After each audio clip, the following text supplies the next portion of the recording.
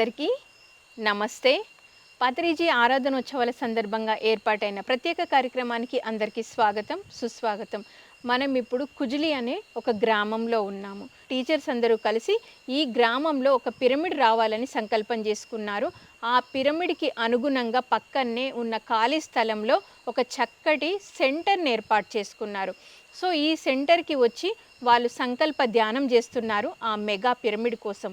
So ఈ centre కొన్ని టైమింగ్స్లో మాత్రమే తెరవబడి ఉంటుందండి. ఈ చుట్టుపక్కల ప్రాంతవాసులు ఎవరైనా మరి ధ్యానానికి రావాలనుకుంటే ఈ సెంటర్కి రావచ్చు. కానీ ఏ టైంలో రావాలనుకుంటే మరి సీనియర్ పిరమిడ్ మాస్టర్ పాడేరుకు చెందిన మన్మథరావు గారి నెంబర్కి కాల్ చేసి ఆయన మీకు తెలుసుంటే ఆయనను సంప్రదించి మీరు ఈ సెంటర్ని విజిట్ చేయొచ్చండి.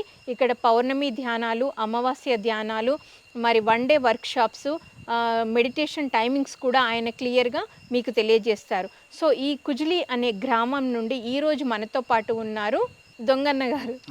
సో వారి యొక్క ధ్యాన అనుభవాలు వారి ద్వారానే స్వయంగా తెలుసుకుందాం. సార్ నమస్తే సార్. సార్ మీ ఊరి పేరు ఒకసారి చెప్పండి. కుజ్జిలి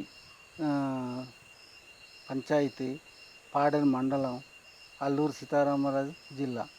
సో మీరు ఇక్కడే పుట్టి పెరిగారు. అవును, మీదంతా ఇక్కడే. అవును. మరి మీకు ఈ పల్లెటూరులో ఇక్కడ మీకు ధ్యానం అనేది ఎలా పరిచయం అయింది? ఈ జ్ఞానం అనేది 2003లో నాకు మన్మథరావు మేస్టర్ గారే తెచ్చారు, ఈ పరిచయం చేశారు. దానికి నమ్ముకున్నాను నేను. ఈ నమ్ముకొని నేను చనిపోవాల్సిన వాడు, నేను చనిపోయాను కూడా. ఇదిగో అప్పారావు మేస్టర్ గారు, వారందరూ వెంకట్రావు మేస్టర్ గారు, వారందరూ వచ్చారు. అంటే చనిపోయవలసిన పరిస్థితులు అంటే ఎలాంటివి? ఆ పరిస్థితులు కొంచెం తెలియజేయండి. ఆ పరిస్థితి నీళ్ళు పోస్తే మింగను. అంటే ఒక ఏదైనా వ్యాధి వచ్చింది, వ్యాధి, ఈ చెయ్యి కాలు పడిపోయేది. అప్పుడే స్ట్రోకు వచ్చింది. మన్మథరావు మేస్టర్ గారు, అప్పారావు మేస్టర్ గారు పాడేరు నుంచి ఇక్కడ వచ్చారు నాకు చూడడానికి. అప్పుడు ఇంటికి వచ్చారు.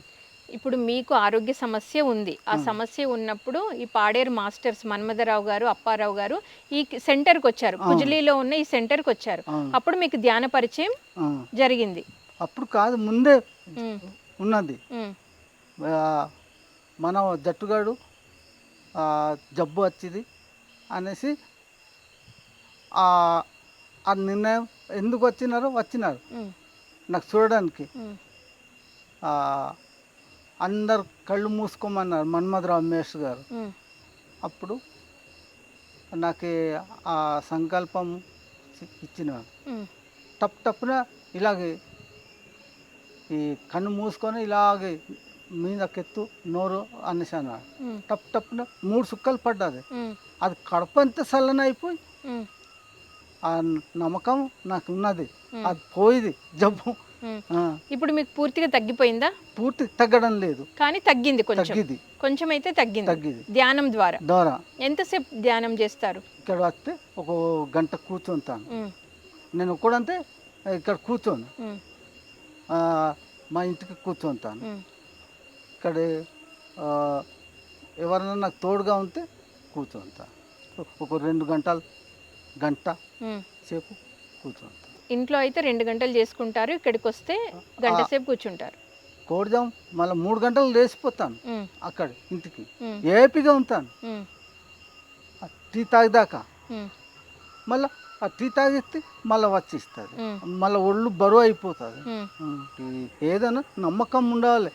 నమ్ముకుంటేనే అది ఆ పత్రిజీ గురుగారు దేవుడు అనుకుంటాం.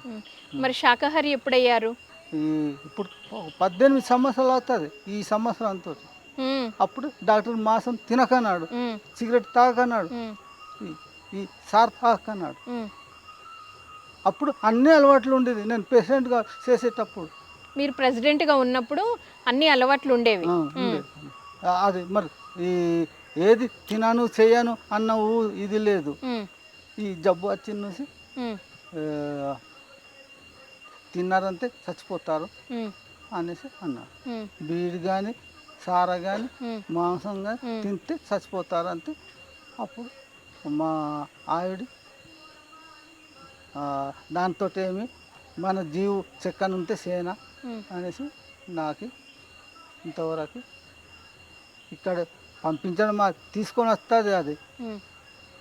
రేఖ పట్టుకొని సో అప్పుడు అన్నీ మానేశారు, మానేసి ధ్యానాన్ని నమ్ముకున్నారు. నమ్ముకొని నమ్ముకొని ధ్యానం ద్వారా మీ ఆరోగ్యాన్ని మంచి ఇప్పుడు కొద్దిగా తగ్గింది మీకు, ఆ, ఆరోగ్యం బాగుంది.